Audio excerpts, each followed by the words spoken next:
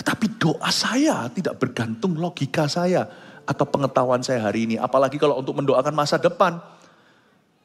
Anda mau doakan dari mana? Kebanyakan orang kalau doa untuk masa depan, kalau kita hanya bergantung pada logis sendiri, yang kita doakan hanyalah seperti orang ulang tahun mau tiup kuetarnya, make a wish.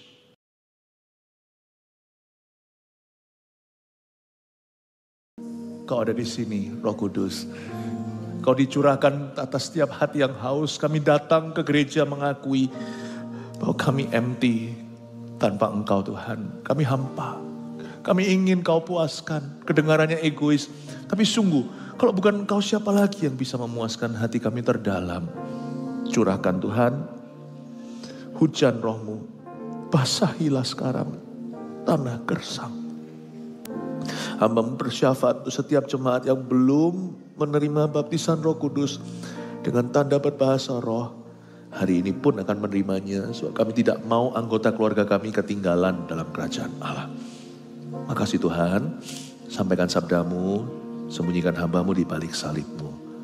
Berkati setiap kami di sini yang online juga. Demi nama Yesus, haleluya. Amin. God is so good, Tuhan baik. Puji Tuhan. Silakan duduk. Hari ini kita merayakan Pentakosta 2000 tahun lalu, Roh Kudus dicurahkan atas gereja pertama. Dan menu khotbah seharian ini dari angle atau sudut pandang yang berbeda-beda saya bahas best friend kita. Sahabat kita yang paling karib yaitu Allah Roh Kudus. Umum 1 sudah lewat tadi, Anda dengarkan sendiri. Sekarang di kebaktian kedua saya beri judul Pentakosta. Saya ingin kembali mengingatkan untuk Anda yang belum pernah baca buku ini, untuk Anda membacanya bukan karena saya menulisnya. Konten di dalamnya itu penting sekali dan ini tipis sekali duduk selesai nih. Anda bisa membaca, di dalamnya saya bahas dan jelaskan dengan sangat simpel sekali gimana punya hubungan yang intim dan dekat dengan Roh Kudus. Hubungan yang real dengan Dia. Dan banyak cerita-cerita yang tidak ada bahkan di biografi pertama saya tuangkan di sini cerita-cerita sebagai inspirasi. Ya, siapa yang belum punya buku ini bisa angkat tangan. Puji Tuhan, saya kasih ibu ini. God bless you ya. Seru melihat Anda memuji Tuhan tadi. Kisah Para Rasul pasal 2 ayat 1 sampai 13 kita baca. Ketika tiba hari Pentakosta, semua orang percaya berkumpul di satu tempat. Tiba-tiba turunlah dari langit suatu bunyi seperti tiupan angin keras yang memenuhi seluruh rumah di mana mereka duduk. Dan tampaklah kepada mereka lidah-lidah seperti nyala api yang bertebaran dan hinggap pada mereka masing-masing. Maka penuhlah mereka dengan Roh Kudus, lalu mereka mulai berkata-kata dalam bahasa lain, seperti yang diberikan oleh Roh itu kepada mereka untuk mengatakannya. Waktu itu di Yerusalem diam orang-orang Yahudi yang saleh dari segala bangsa di bawah kolong langit. Ketika turun bunyi itu, berkerumunlah orang banyak. Mereka bingung karena mereka masing-masing mendengar rasul-rasul itu berkata-kata dalam bahasa mereka sendiri. Mereka semua tercengang-cengang dan heran, lalu berkata, bukankah mereka semua yang berkata-kata itu orang Galilea? Bagaimana mungkin kita masing-masing mendengar mereka berkata-kata dalam bahasa kita sendiri? Yaitu bahasa yang kita pakai di negeri asal kita. Kita orang Partia, Media, Elam, penduduk Mesopotamia, Yudea, Kapadokia, Pontus dan Asia, Firgia, Pamfilia, Mesir, dan daerah-daerah Libya yang berdekatan dengan Kirene, pendatang-pendatang dari Roma. Baik orang Yahudi maupun penganut agama Yahudi, orang Kreta dan orang Arab, kita mendengar mereka berkata-kata dalam bahasa kita sendiri tentang perbuatan-perbuatan besar yang dilakukan Allah. Mereka semuanya tercengang-cengang dan sangat termangu-mangu sambil berkata, seorang kepada yang lainnya, apakah artinya ini? Tetapi orang lain menyindir, mereka sedang mabuk oleh anggur manis. Hari Pentakosta, ayat pertama, ketika tiba hari Pentakosta, semua orang percaya berkumpul di satu tempat. Kata Pentakosta tidak hanya ditemukan di Perjanjian Baru. Sebenarnya Pentakosta adalah hari perayaan besar orang Yahudi di Perjanjian Lama. Mereka merayakan ketika Tuhan memberikan hukum Taurat kepada Israel. Kenapa Yesus mencurahkan Roh Kudusnya 10 hari setelah beliau naik ke sorga, tepat di hari Pentakosta. Seperti Tuhan mau ngomong sesuatu kepada kita. Kalau dulu di Perjanjian Lama, makna Pentakosta adalah pemberian hukum Taurat. Wah, berat. Kita dikasih hukum Taurat loh. Susah sekali untuk digenapi. Harus jadi orang perfect nih. Di hari Pentakosta yang sama, dicurahkan Roh Kudus, sehingga di zaman modern ini, Pentakosta bertambah makna. Kalau dulu mereka merayakan pemberian hukum Taurat, sekarang gereja Perjanjian Baru merayakan pemberian Roh Kudus. Lebih bagus. Hukum Tauratnya tidak ditiadakan. Yesus sendiri dengan jelas berkata, aku tidak datang untuk meniadakan satu iota pun dari hukum Taurat. Tapi menggenapinya. Tetapi kita diberi kuasa untuk menggenapinya. Nah itu bedanya. Hukum Taurat tetap ada, tapi sekarang Yesus kasih rohnya kepenuhan dalam kita. Sehingga seperti Yesus, kita bisa menggenapi perintah Allah. Tapi gak sendirian lagi. Kita dikasih spiritnya Yesus untuk melakukan itu. Bukan berarti kita jadi sempurna. Tapi ku diberi kuasa dari apa? Dari Raja Mulia. Kita diberi kuasa. Itu bedanya. Jadi sekarang di Perjanjian Baru ada new meaning Pentakosta itu. Jadi bagi kita yang percaya kepada Yesus dan berapi-api, Pentakosta bukanlah sebuah denominasi. Arti sesungguh Pentakosta bahkan bukanlah sebuah doktrin. Bahkan doktrin perdebatan tentang Roh Kudus di antara gereja. Bukan. Bagi saya secara pribadi dan bagi gereja ini, Pentakosta berarti hari kehausan akan Roh Kudus. Pentakosta punya makna baru. Aku haus akan Roh Kudus. Bukan hanya haus akan Roh Kudus untuk terima bahasa lidah. Bukan itu saja, tapi tiap hari aku haus dan lapar akan kebenaran. Tadi pagi saya sampaikan, menanti-nantikan Roh Kudus bukan hanya terjadi sekali 2000 tahun lalu waktu mereka terima Pentakosta pertama. Tapi hari ini menjadi gaya hidup kita, tiap pagi kita menanti-nanti.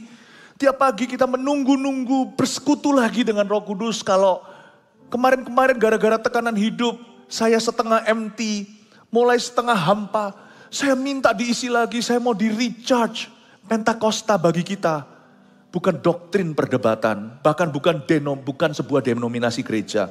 Pentakosta adalah hari kehausan nasional bagi orang-orang yang mau dipenuhi. Itu Pentakosta. Tuhan memberi kita kuasa untuk hidup kudus. Dan Tuhan memberi kita kuasa untuk bersaksi. Tuhan kasih kita kuasa untuk berdoa. Ketika tiba hari Pentakosta, semua orang percaya berkumpul di satu tempat. Ngapain mereka kumpul? Mereka ngumpul dengan satu tujuan. Mereka kepingin dipenuhi. Sama dengan kita hari ini, kita kumpul untuk apa sih? Kita datang sini kumpul supaya kita dipenuhi Tuhan. Mereka sama-sama mengakui bahwa hati mereka kosong dan hampa. Mereka butuh Roh Kudus. Mereka kumpul 120 orang itu punya kesamaan. Sama-sama spiritually hungry. Sama-sama lapar rohani. Hendaknya itu selalu menjadi benang merahnya kenapa kita kumpul-kumpul di gereja. Gereja bukan tempat klub. Gereja bukan tempat ketemu bisnis, ketemu jodoh. Itu bonus.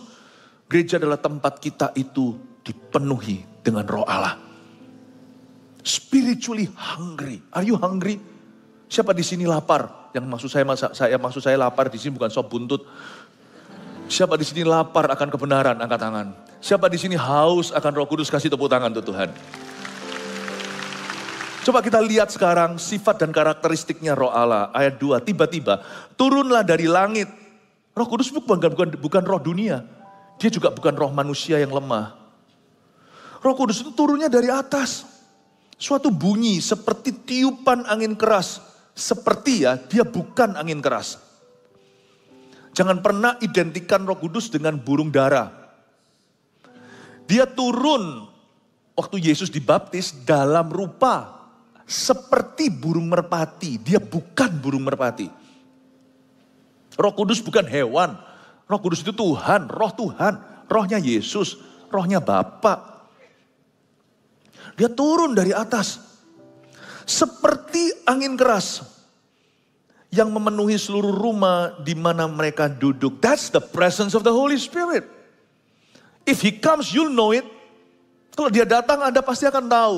Karena kita pasti mengalami perbuatannya.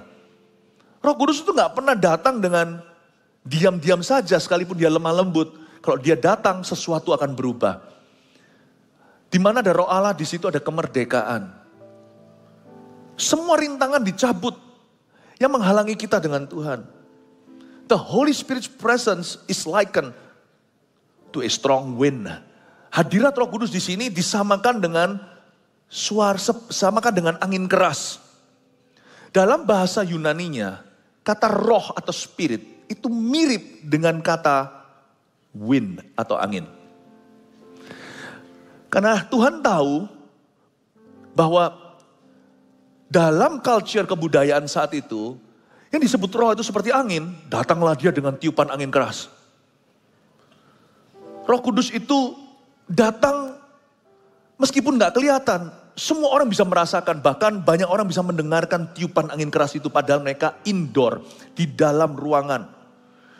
Gak mungkin ada angin, zaman itu belum ada AC. Saya gak yakin ada kipas angin. Tapi ada tiupan angin. Angin yang keras itu berhembus di seluruh rumah. Berhembuslah Roh Kudus di tempat ini. Roh Kudus itu punya beberapa simbol di Alkitab untuk menjelaskan Roh Allah. Angin, api, air, mata air. Roh Kudus, dus mata air hatiku. Roh Kudus itu disimbolkan banyak hal. Tapi semua simbol itu gak ada satupun yang secara sempurna menggambarkan dirinya. Masing-masing hanyalah menceritakan satu aspek perbuatannya. Hadirat Roh Allah bisa dirasakan saat Pentakosta pertama. Mereka semua mendengarkan bunyi tapi gak melihat wujudnya. Mereka semua bisa merasakan hembusan angin itu, semua dapat jamahan. Tapi gak ada satu orang pun yang kelihatan. Roh Allah ada di mana? That's the presence of God. Beberapa orang dalam bahasa lugunya berkata, waktu aku masuk gereja aku nangis. Waktu aku didoakan aku rasa plong. Pada waktu aku memuji menyembah, saya rasa bebanku terangkat. Sebagian orang merasa tenang. Sebagian bisa senyum sendiri, jangan hakimi, itu bukan orang gila. Mereka terima sukacita. Setiap orang punya 1001 manifestasi yang berbeda-beda. Tapi selalu buahnya adalah kasih. Sukacita, damai sejahtera, dan seterusnya. Roh yang sama. 1001 rasa. Tapi yang pasti kalau itu Roh Kudus gak mungkin setelah orang itu kepenuhan, aku kepingin bunuh tetanggaku. Karena Roh Kudus adalah roh kasih, bukan roh benci. Dari buahnya kau tahu pohonnya. Gak mungkin ketika seseorang dipenuhi Roh Kudus lalu dia telanjang. Tidak mungkin. Karena Roh Kudus itu roh yang sopan. Kalau ada Roh Kudus, buahnya pasti bagus. Tetapi sebelum kelihatan buahnya, buah yang nampak bukan? Seringkali kita diizinkan untuk merasakan hadiratnya. Banyak kekristenan, banyak gereja yang melarang ini. Jangan bergantung perasaan. Nggak bisa. Akal budiku. Tuhan pertama-tama suruh kita mengasihi Dia itu dengan perasaan kita. Kasih Tuhan dengan segenap hatimu. Hati itu bukan jantung, bukan liver. Hati itu our feeling. Lalu dengan segenap akal budi juga kekuatan. Bagaimana pernikahan kalau tidak punya perasaan? I love you too. Kayak robot aja. Semuanya teori. Hari ini aku harus mengucapkan 7 kali. Aku cinta padamu. Aku cinta padamu ya. Nomor 2 aku mengucapkannya. Nanti jam 1 saya akan mengucapkan ketiga kali. Mana enak hubungan begitu. It's okay untuk merasakan Roh Kudus. Ketika saya haus. Ketika saya lapar. Ketika saya lemah. Ketika saya gelisah, saya masuk ke ruang doa saya kata, let me feel your presence. Tapi saya gak tentukan seperti apa. Kadang-kadang gak terjadi apa-apa, gereng-gereng pun gak terasa, gak ada aliran listrik. Tapi waktu saya tenang diam, konsentrasi just between God and me, hanya antara Dia dan saya. Terkadang perasaan itu hanyalah sebuah kesaksian hati, kesaksian roh saya. Seperti Tuhan berkata, aku masih ada di sini. Terkadang hanyalah perasaan sangat tenang. Kadang-kadang saya menangis. Pernah sekali waktu saya masuk hadirat Tuhan, saya berkata, Tuhan touch me. Saya tidak malu. Peduli amat orang yang punya hubungan yang, peduli amat orang Kristen lain yang punya hubungan yang kaku dengan Tuhannya. Saya enggak punya hubungan seperti itu. Waktu saya berkata touch me, saya pernah sekali loh. Saya enggak buat-buat itu. Karena saya sendiri di ruangan itu. Saya dijamah Tuhan, saya rebah di kursi saya. Dijamah Roh Kudus, saya rebah. Jangan hakimi pengalaman orang. Karena Roh Kudus pun datang. Pada waktu Pentakosta itu di ayat 2. Dia datang dengan sensasi dan dengan suara. Dengan tiupan angin keras. Memenuhi bukan hanya manusia tapi seluruh rumah di mana mereka duduk. He is the wind, heaven's wind. Dialah angin sorgawi. Saya jadi ingat Yeskiel sang nabi berkata, dia disuruh Tuhan bernubuat terhadap 4 arah angin. Berhembuslah, maka semua mayat tulang belulang yang bergelimpangan itu dihidupkan menjadi tentara Tuhan.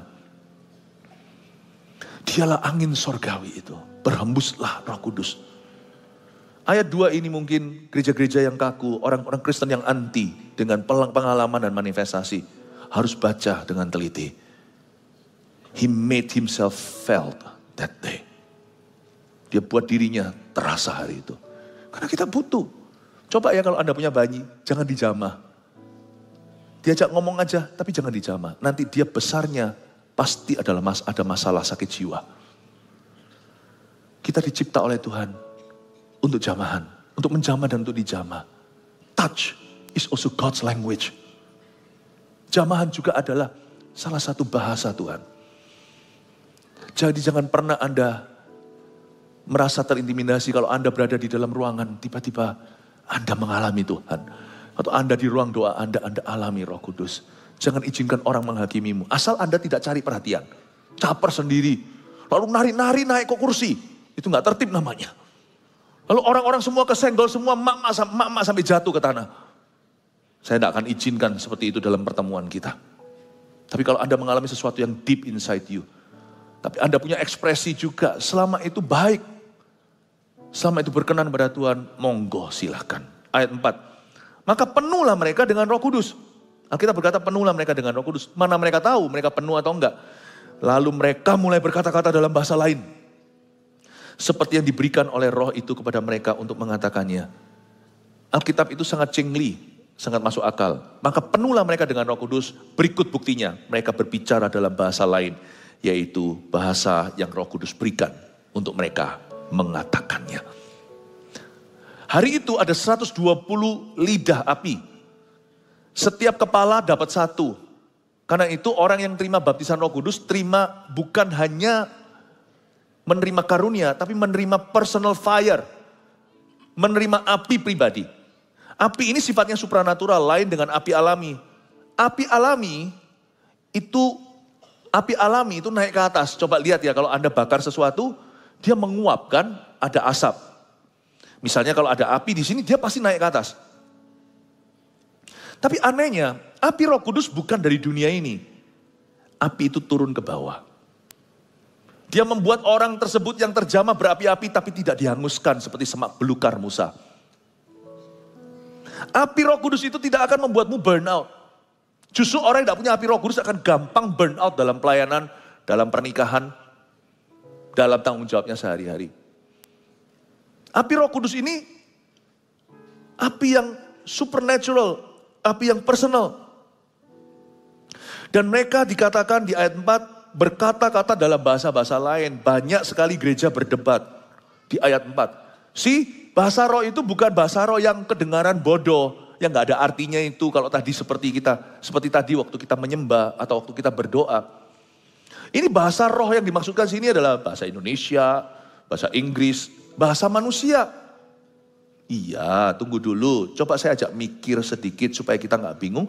Tujuan saya ngomong gini, bukan membuktikan benar dan salah, tapi supaya menunjukkan pada Anda bahwa bahasa roh itu adalah dari Tuhan. Bahasa manusia, kita kalau nggak dapat karunia juga kita bisa belajar.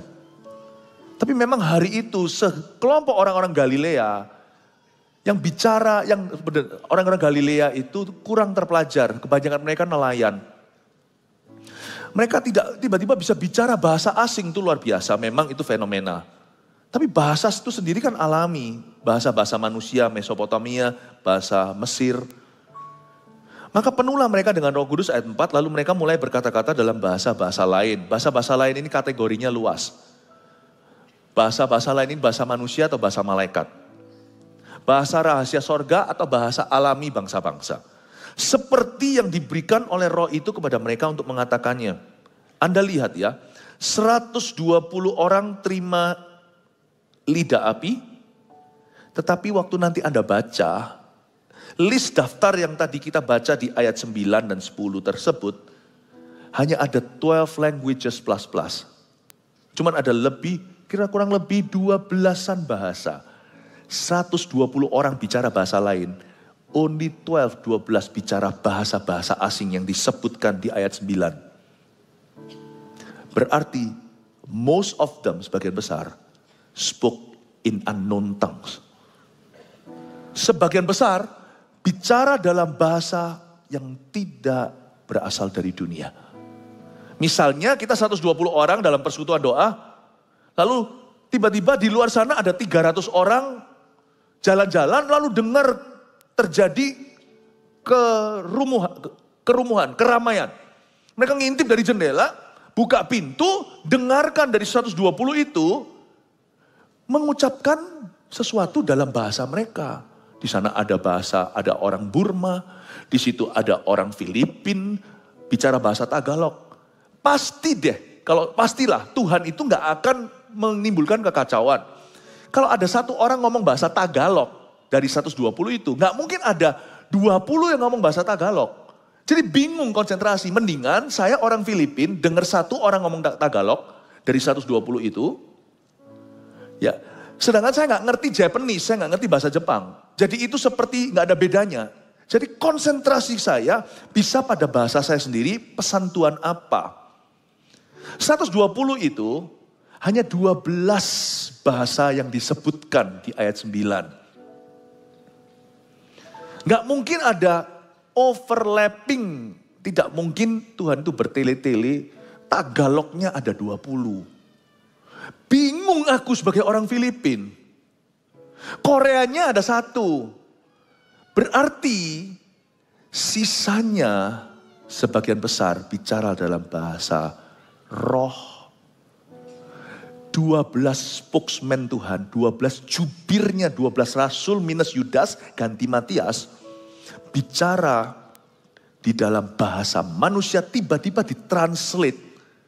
Karena mereka adalah lidah bibir Tuhan alias pengkhotbah. Mereka harus bicara ke hati mereka tentang Injil. Kita lihat ayat 5. Waktu itu di Yerusalem diam orang-orang Yahudi yang saleh dari segala bangsa di bawah kolong langit. Ketika turun bunyi itu, berkerumunlah orang banyak.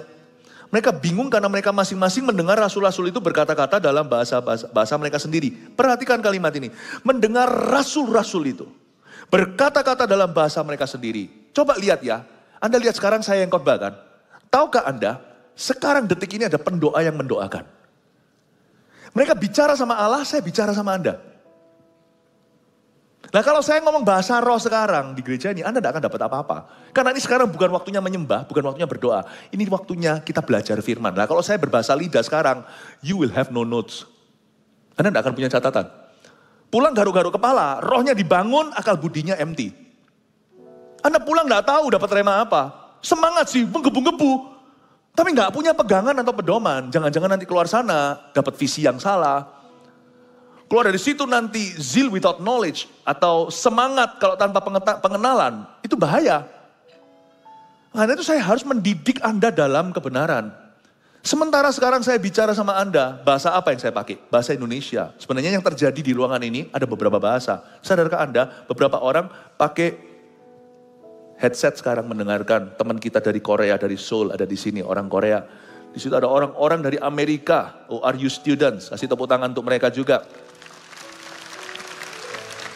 Tahukah Anda sekarang ini bukan hanya bahasa Indo, English is going on in the air now.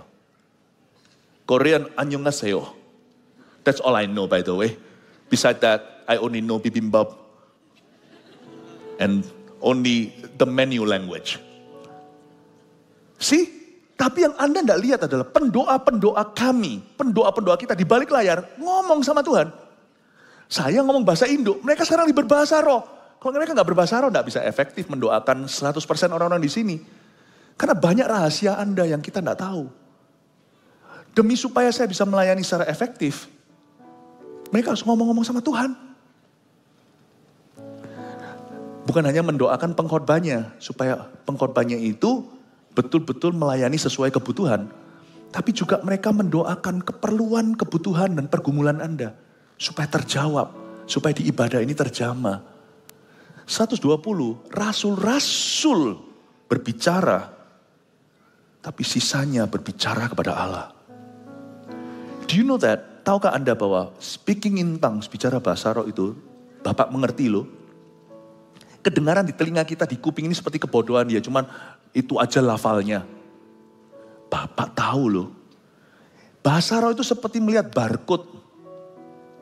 Barcode itu semua, apa ini?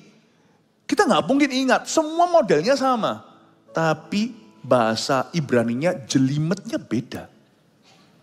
Kelihatannya cuma garis-garis, coret-coret begitu. Tetapi itu semuanya sambung menyambung menjadi kode rahasia. Ketika orang pakai HP tit, itu keluar sesuai dengan tujuannya. Tit masuk ke aplikasinya. Kayaknya sama. Kalau Anda melihat di kredit card, di belakang itu ada garis-garisnya, ya barcode itu ya. Atau QR code, nggak tahu lah saya ini kurang mengerti gini-gini. Itu kayak cuma garis-garis, itu beda. Satu dengan yang lainnya. Itu nggak bisa ditebak, itu aja bisa dibobol. Tapi ada satu barcode yang nggak bisa dibobol. Yaitu bahasa rahasia doa kita dengan Tuhan. Otak kita sendiri pun tidak bisa intersepsi, tidak bisa interupsi.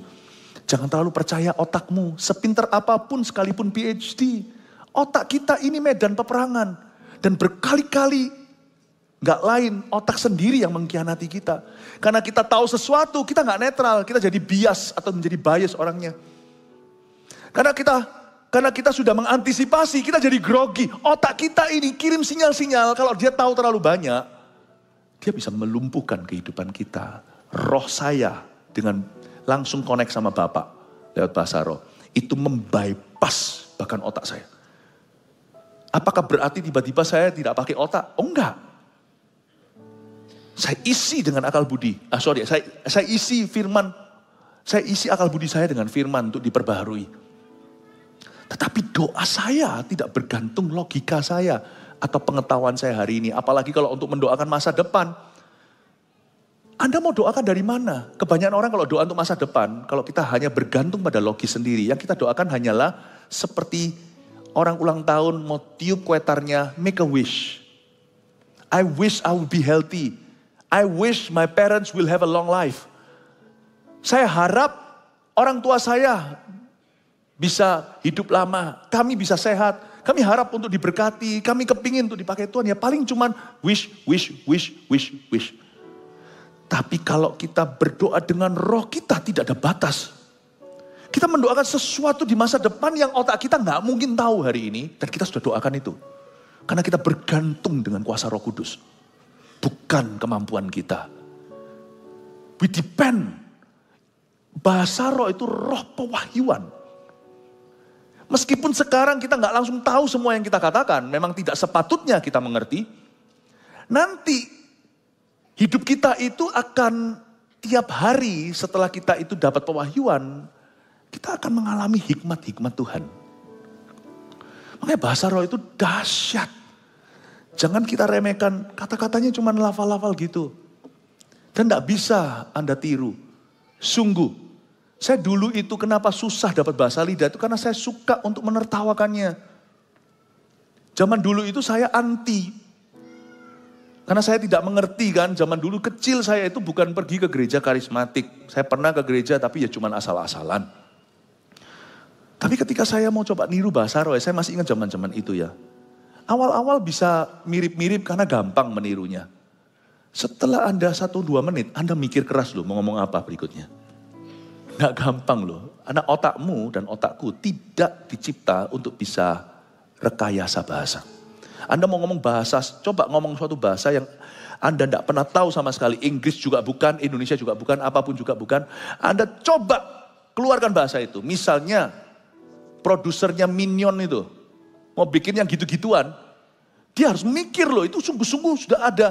Dia harus secara sengaja buat kata-kata yang satu beda dengan yang lainnya. Dan itu penuh dengan mikir, itu produksi loh, itu bukan kebetulan. Coba ngomong bahasa yang asing, tidak pernah Anda dengar bahasa asing manapun dalam hidupmu. Ciptakan bahasa itu, ngomong 1 jam. Meledak inimu. Meledak. Pasti nanti nggak sengaja nyerempet keluar bahasa Indonesianya. Keluar kosakata yang Anda sudah tahu, tidak fair. Karena itu ketika seseorang mau terima bahasa roh, dia seringkali ditaburi oleh setan yang namanya roh ragu. Dikasih benih-benih kebimbangan. Sehingga dia bertanya, ini Tuhan atau ini aku niru? Silakan niru coba. Dulu waktu saya masih anti, saya pernah menentang. Saya pernah buat-buat, susahnya setengah mati. Bahasa roh itu tidak bisa kau ciptakan. Apalagi kalau Anda melihat orang yang berdoa tanpa mikir terus ngalir. Lalu bisa sungguh-sungguh bersyafaat berdoa. Bahkan beberapa terjamah, ada yang menangis. Gak mikir ke bahasanya.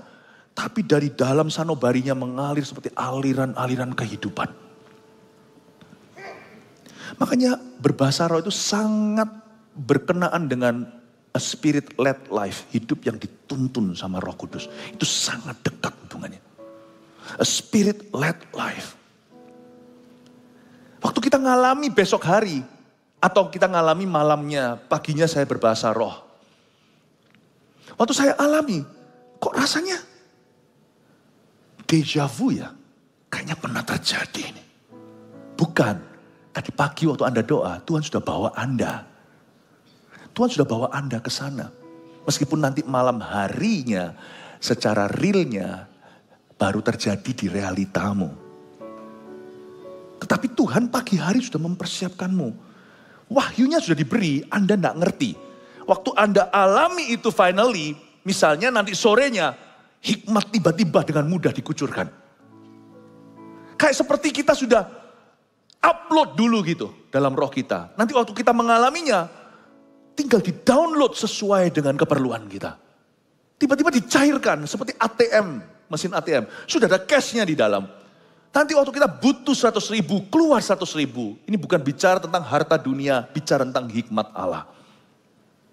Roh, wahyu, dan hikmat. Makanya penting sekali. Dan waktu di hari itu di Yerusalem, berkumpul orang-orang Yahudi yang saleh dari segala bangsa di bawah kolong langit. Ayat 6, ketika turun bunyi itu, berkerumunlah orang banyak. Mereka bingung karena mereka masing-masing mendengar rasul-rasul itu berkata-kata dalam bahasa mereka sendiri. Mereka semua tercengang-cengang dan heran, lalu berkata, bukankah mereka semua yang berkata-kata itu orang Galilea? Sekali lagi orang Galilea tidak terpelajar, dan mereka adalah bangsa Israel yang bicara dengan aksen yang cukup kental. Jadi medoklah orang Galilea itu. Jadi mereka semua heran. Ini semua para nelayan kok bisa ngomong bahasa-bahasa. Berikut ayat 8, bagaimana mungkin kita masing-masing mendengar mereka berkata-kata dalam bahasa kita sendiri, yaitu bahasa yang kita pakai di negeri asal kita. Mari kita berhitung. 1, kita orang Partia, Media, Elam, penduduk Mesopotamia. 4, Yudea. 5, Kapadokia, Pontius, Asia. 8, Frigia, Pamfilia, Mesir, dan daerah-daerah Libya yang berdekatan dengan Kirene, yaitu Afrika. Pendatang-pendatang dari Roma. Pendatang-pendatang dari Roma saya tidak hitung. Karena Roma itu melting pot. Zaman dulu yang namanya Roma itu seperti New York. Anda kalau jalan di New York, jalan ini dengan jalan berikutnya bahasanya bisa beda. Sini ngomong bahasa Timur Tengah, situ wah semua culture ada di sana. Penduduk Roma itu banyak orang yang datang dari Roma. Karena zaman waktu Pentakosta ini, mereka semua datang ke Israel untuk berziarah. Tepat sekali pencurahan terjadi waktu bangsa-bangsa berkumpul di Yerusalem. 12. Tentunya di sini ada Asia. Asia ini bukan Asia kita. Asia ini daerah Turki sana dengan banyak bahasa-bahasa yang lainnya. Saya hitung satu aja sekalipun mungkin gak persis 12. Ya tambah-tambah ini itu paling 15 lah. Taruhlah 20 maksimal. 20 bahasa yang beredar di antara 120. 100 diantaranya berbicara dalam bahasa roh saja. Sebenarnya 120, tapi 20 itu tiba-tiba ditambah karunia menafsirkan bahasa lidah bukan sebagai bahasa doa lagi, tapi sebagai pesan Tuhan secara khusus untuk orang Partia, untuk orang Media, Elam, Mesopotamia, Yudea, Kapadokia. Kalau saya baca ini, Cengli-nya tidak tertulis begini, tapi yang masuk akal buat saya, gak mungkin Tagalog itu 50 bicara Tagalog. Bingung tuh orang Filipinnya. Misalnya kalau Anda di tengah-tengah sekelompok orang, Anda hanya ngerti bahasa Indonesia, yang ngomong bahasa Indo satu, yang lainnya Jepang, Korea, semua ngomong sendiri. Anda lebih mudah konsentrasi karena FM-nya sama. Tapi kalau FM-nya ada 20 semuanya, gak tertib namanya. Saya ambil asumsi dari sini. Saya spekulasi tapi saya percaya tidak luput jauh daripada dugaan saya. Most of them spoke in unknown tongues. Glosolalia. Tapi kami para pengkhotbah dikasih Tuhan pesan tiba-tiba berubah. Berubah. Tetap bahasa roh. Tapi untuk saat itu kami di-hijack seperti di-hijack itu apa ya? Seperti tiba-tiba seperti dibajak. Untuk mengutarakan sesuatu yang pendengar bisa mengerti. Ayat 11, baik orang Yahudi maupun penganut agama Yahudi, orang Kreta dan orang Arab, kita mendengar mereka berkata-kata dalam bahasa kita sendiri tentang perbuatan-perbuatan besar yang dilakukan Allah.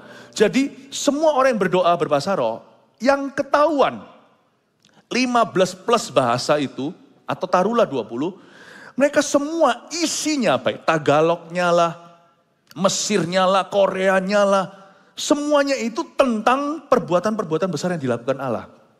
Beda-beda, tapi semuanya kesaksian tentang Tuhan.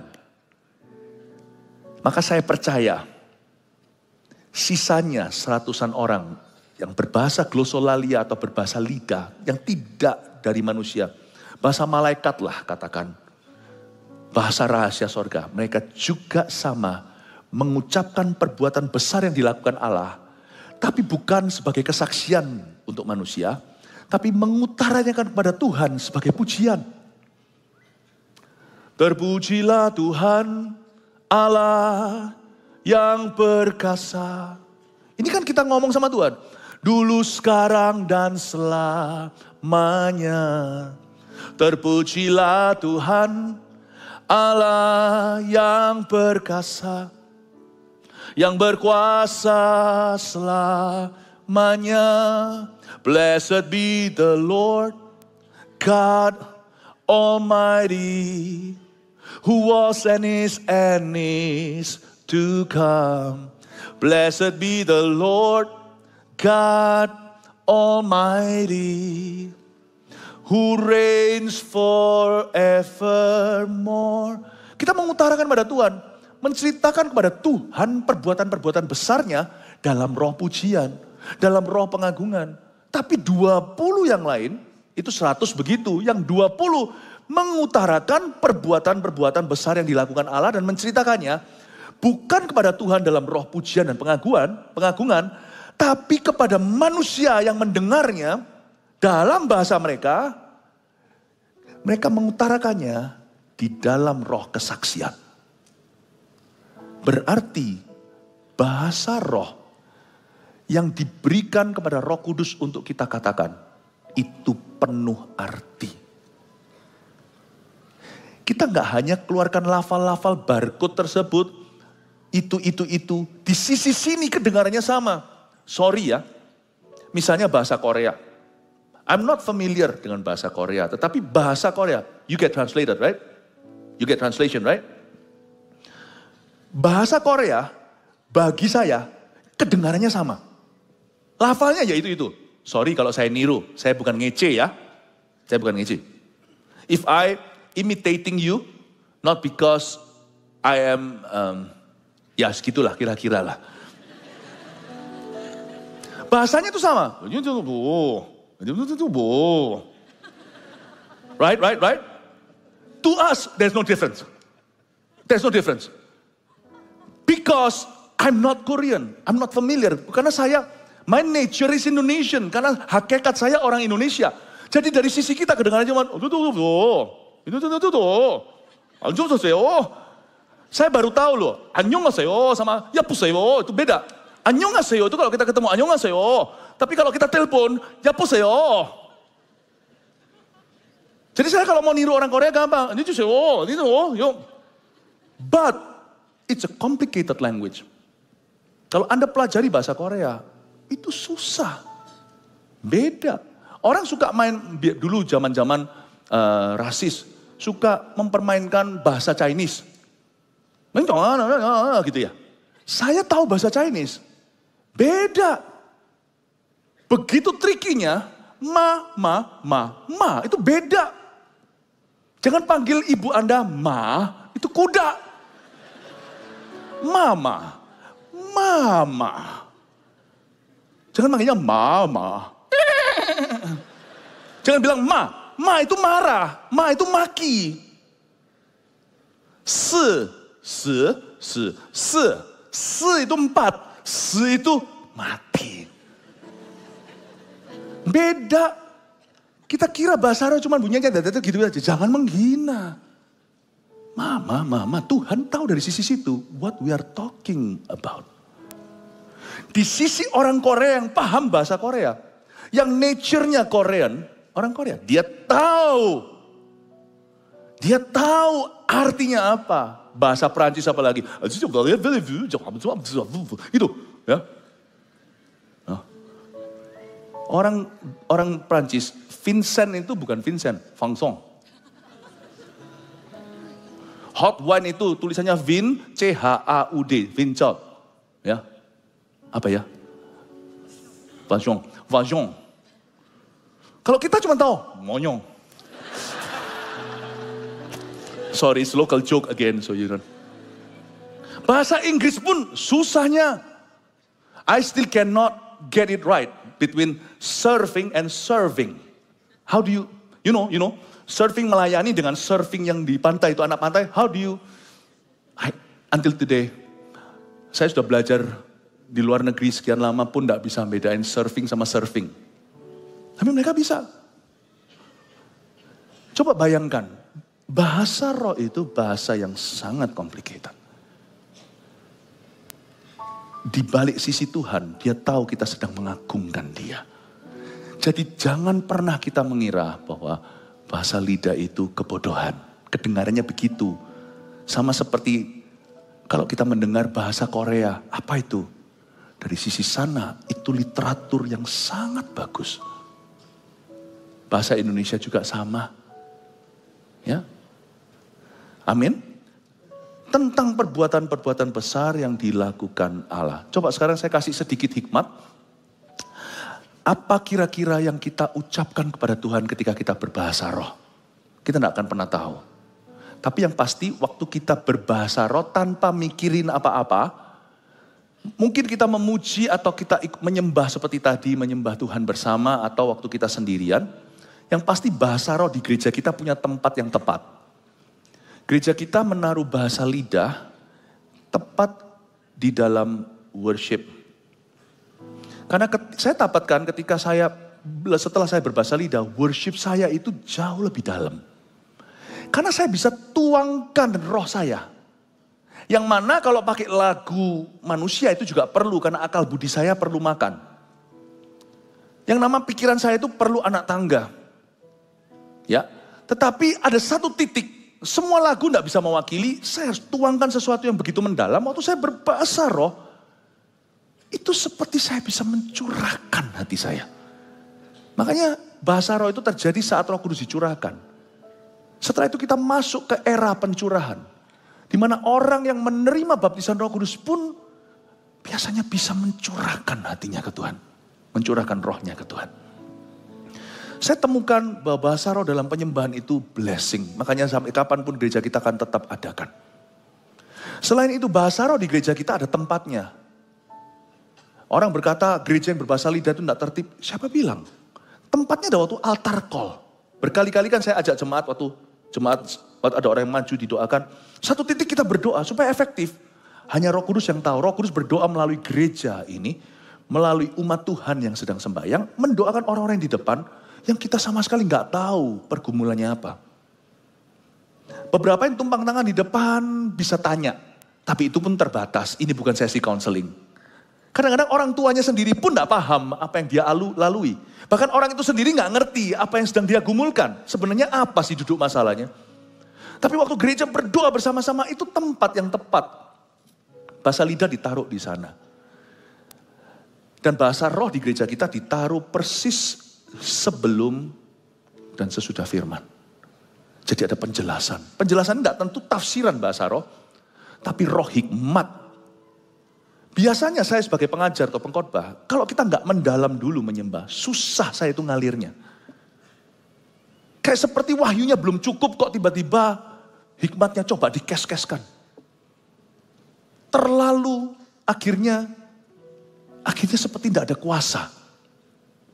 Bahasa roh yang dipakai untuk menyembah, waktu kita menyembah di dalam Roh Kudus, itu isinya apa? Menceritakan tentang perbuatan-perbuatan besar yang dilakukan Allah. Ya. Then sings my soul, my Savior God to thee. How great thou art, how great thou art. Maka jiwaku pun memujimu. Sungguh besar kau Allahku. Woling kecang jan mejo juosen. Nipen weta, heteng weta. Bataknya begini. Enggak bisa saya. Maka jiwaku pun memujimu. Sungguh besar Yesus Gustiku.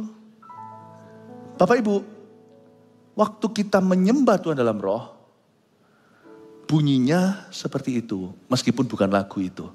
Kita sedang mengeluh-elukan Tuhan. Makanya setelah kita menyembah dalam roh itu, kita rasa kuat. Kita rasa dekat. Seperti ada sesuatu yang penuh di dalam diri kita. Seperti dapat kekuatan karena menyembah Tuhan. Dan kalau kita berbahasa roh dengan satu pikiran atau pergumulan. Misalnya kita berbahasa roh untuk keluarga kita. Roh Kudus itu tertib. Bahasa roh itu bukan kesurupan. Jadi kita gak tiba-tiba berbahasa roh gak bisa berhenti. Saya bisa gunakan, saya bisa stop anytime. Dan kalau saya memakai bahasa roh saya dalam syafaat. Misalnya ada target doa yaitu keluarga saya. Saya akan berdoa setelah biasanya saya mulai dengan akal budi dulu. Tuhan saya berdoa untuk orang tua, untuk istri, untuk anak, untuk saudara. Saya berdoa misalnya untuk keluarga atau untuk gereja. Saya berdoa mulai dulu tapi satu titik saya tidak tahu mau doa apa lagi. Roh membantu kita dalam kelemahan kita ketika kita tidak tahu bagaimana harus berdoa. Roma 8 ayat 26. Saya lanjut dengan bahasa roh. Seolah-olah sebelum saya bahasa lidah nggak plong gitu loh. Rasanya doaku itu sudah sungguh-sungguh tapi rasanya kok belum semua kena sasaran. Karena saya tidak tahu apa-apa. Jadi waktu saya mulai berbahasa roh dan saya mulai berdoa untuk keluarga saya. Satu titik saya berhenti. Ketika saya merasa seperti sejahtera plong kayaknya. Udah kena nih. Udah jackpot kena apa yang dibutuhkan. Saya tidak bisa menjelaskan. Waktu saya berbahasa roh. Ada beban yang terangkat waktu saya mendoakan beban saya itu. Saya mendoakan suatu yang rahasia. Yang mungkin saya sendiri pun tidak tahu itu perlu didoakan. Bahkan itu ada. Saya bahkan tidak curiga bahwa itulah duduk perkara. Dan saya nggak ngerti solusinya di mana. Waktu saya berbahasa roh, semua disiapkan. Waktu saya berdoa dengan Tuhan, saya bersyafaat untuk keluarga saya misalnya atau untuk jemaat. Itu seperti semua beban terangkat. Kalau Anda bahasa roh, untuk sesuatu misalnya untuk kerjaan Anda. Atau untuk CG Anda. Untuk tetangga Anda yang Anda mau menangkan. You pray. Waktu Anda berdoa sungguh-sungguh dengan bahasa lidah itu. Anda sedang mendoakan orang itu dari versi Roh Kudus. Tapi akal budi dari versimu. Ada kemitraan ilahi. Saya nggak hanya berdoa bahasa roh saja. Kalau saya doanya hanya bahasa lidah. Nanti setelah saya doa saya nggak ngerti dari mana. Dari mana saya harus beriman. Kalau saya doa dengan akal budi, saya jadi ngerti. Saya dulu pernah mendoakan keselamatan tetangga saya. Saya doa untuk dia, Tuhan selamatkan dia, bla bla bla. Lalu saya berbahasa lidah.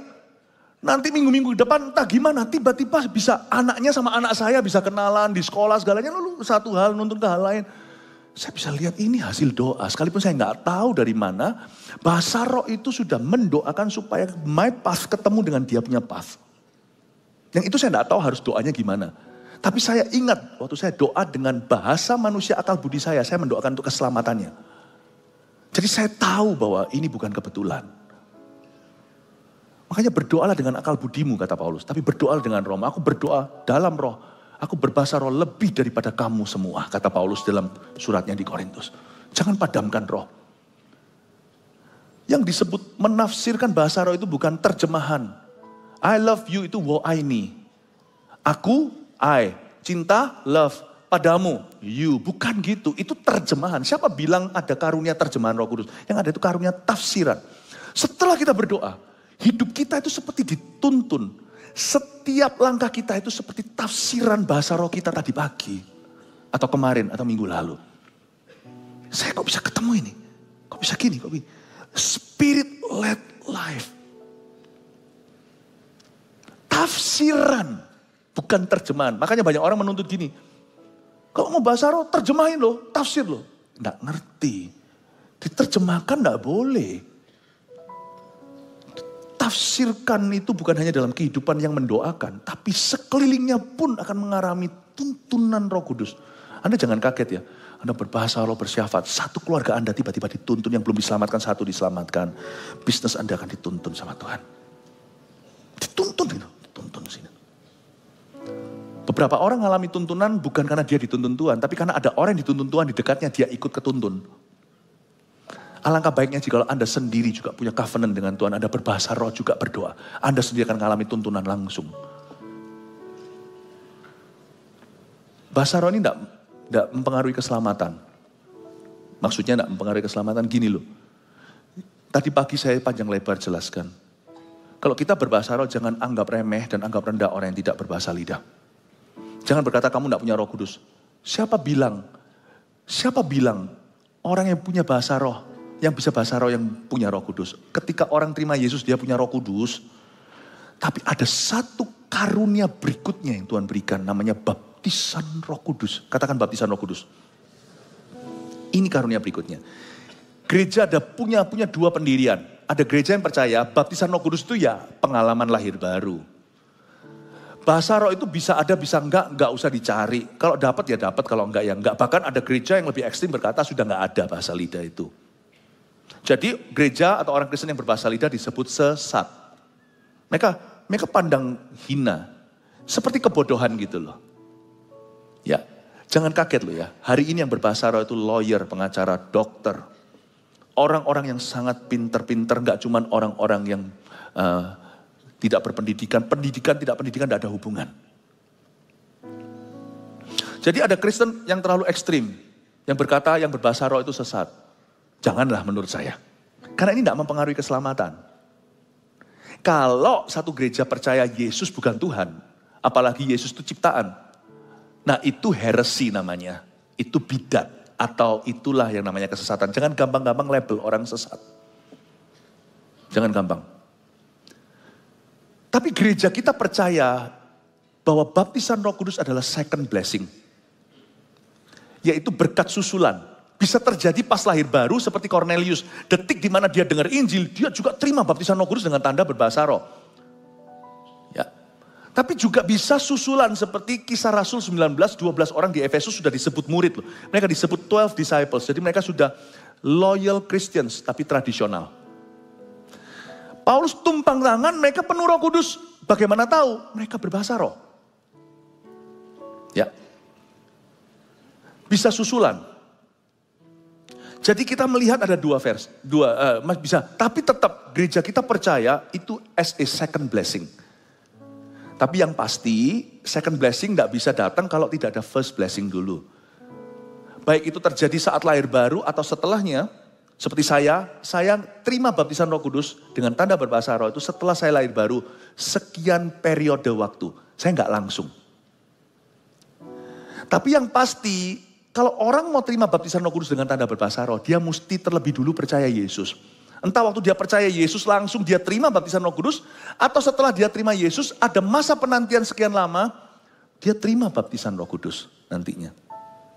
Saya baru baptis satu orang tidak lama yang lalu. Lalu 1 minggu kemudian dia terima baptisan Roh Kudus saat MSJ 1, My Spiritual Journey 1. Dia nggak terima saat dia terima Tuhan meskipun dia dijamah Tuhan gimana, tetapi dia terimanya kemudian. Wow, luar biasa. Ada yang terimanya di kolam baptisan, ada yang 3 tahun lagi, Ada yang 10 tahun kemudian baru dapat. Ada yang seumur hidup jadi gereja, jadi jemaat Kristen, orang Kristen yang tradisional, dari gereja yang tradisional pula. Tapi nanti akhirnya waktu menonton saat teduh bersama, dia dapat bahasa lidah. Saya percaya, gereja kita percaya, ini second blessing.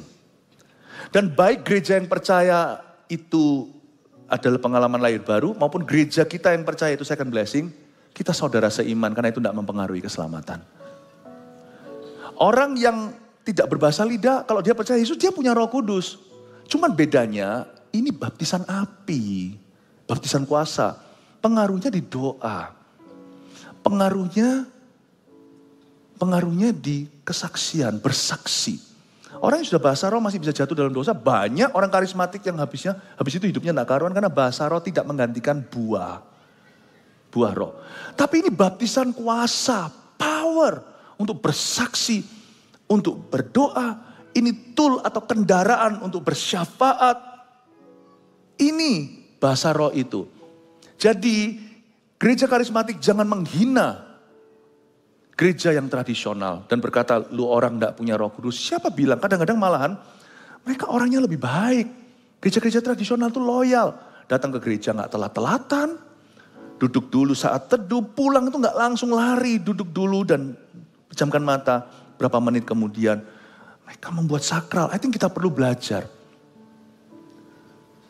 Tapi sebaliknya gereja-gereja tradisional jangan bilang gereja-gereja karismatik sesat.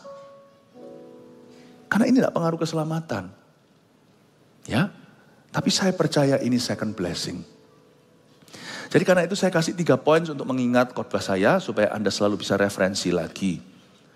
Nomor 1, Pentakosta adalah hari pencurahan Roh Kudus bagi mereka yang haus. Dia bukan doktrin, bukan denominasi, berhenti berdebat. Siapa yang mau, silakan, wong ini kehausan bukan keharusan. Siapa yang merasa gak perlu, ya gak apa-apa. It's okay. Saya gak pernah paksakan. Dan kita gak prejudis, diskriminatif terhadap orang-orang yang berbahasa roh atau tidak berbahasa roh. Karena tuntutan pelayanan itu integritas. Tapi kalau kita menghilangkan itu, menghilangkan baptisan Roh Kudus ini yang seperti yang diajarkan di Kisah Para Rasul, kita menghilangkan satu bagian firman. Nggak boleh. Apapun yang terjadi, di luar sana ada trauma, contoh yang salah, tetap firman adalah firman, tidak bisa ditiadakan. Yohanes akan membaptismu dengan air, tapi sebentar lagi kamu akan dibaptis dengan Roh Kudus. It's the scripture. Ya, dan bahasa roh itu berkali-kali itu ada di Alkitab. Saya tidak mau tiadakan. Orang Kristen yang percaya itu tidak ada, selama dia percaya Yesus ada, saya akan jabat tangan berkata kita saudara seiman. Cuman kita jalur ministrinya beda. Nggak apa-apa, nggak ada pengaruh ke keselamatan. Kalau Yesusnya sama, kalau Yesusnya beda. Nah itu menurut saya sih, itu sudah berbeda kepercayaan. Ya, yang kedua, hadirat Roh Kudus kadang bisa terasa. Meskipun tidak dapat terlihat. Lihat tadi, tiupan angin keras. Yang ketiga, ini dia. Mereka semua kan menyindir. Ini mabuk oleh anggur manis. Sebenarnya mereka penuh bukan mabuk.